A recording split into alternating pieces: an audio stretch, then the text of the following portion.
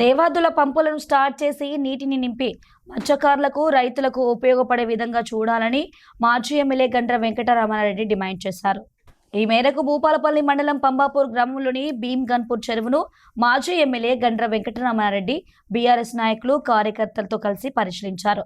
Devadula project intake నుండి వచ్చే నీరు భీమ్ గన్పూర్ చెరువులో స్టోరేజీ అయ్యి ఇక్కడ నుండి హనుమకొండ, ధర్మసాగర్, రామప్ప సుదూర ప్రాంతాల వరకు లిఫ్ట్ ఇరిగేషన్ ద్వారా నీళ్లు వెళ్తాయి. కానీ జయశంకర్ జిల్లా నుండి 2 మంత్రులు ప్రాతినిధ్యం వహిస్తున్నప్పటికీ అసలు ఎక్కడ ఏ సమస్య ఉంది అనే ఆలోచన కూడా లేదని, కనీసం రివ్యూ చేయాలని ఈ ప్రభుత్వానికి సరైన అవగాహన లేక జనవరి 2వ తారీఖు వచ్చినప్పటికీ భీమ్ గన్పూర్ సముద్రంలో నీరు లేదన్నారు.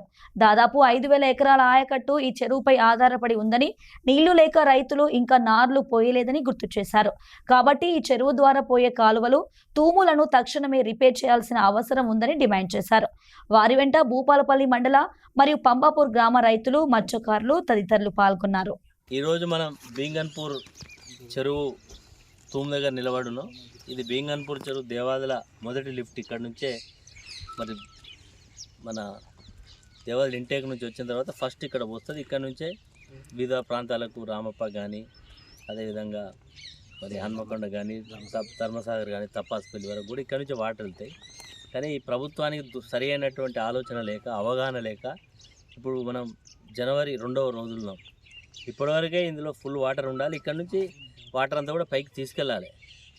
చిన్న కారణం అక్కడ ఇసుక తీయడానికి సరి అయినటువంటి ఆలోచన లేకపోవడం వల్ల ఈరోజు ఇసుక తీయలేకపోయారు. మరి పంపులు స్టార్ట్ చేయలేదు. ఇప్పటికైనా ప్రభుత్వం తొందరగా స్టార్ట్ చేయాలి. ఇప్పటికే నార్లు పోసుకోవాల్సిన రైతులు నార్లు పోసుకోవడానికి కూడా నీళ్లు లేక నార్లు పోయలేదు.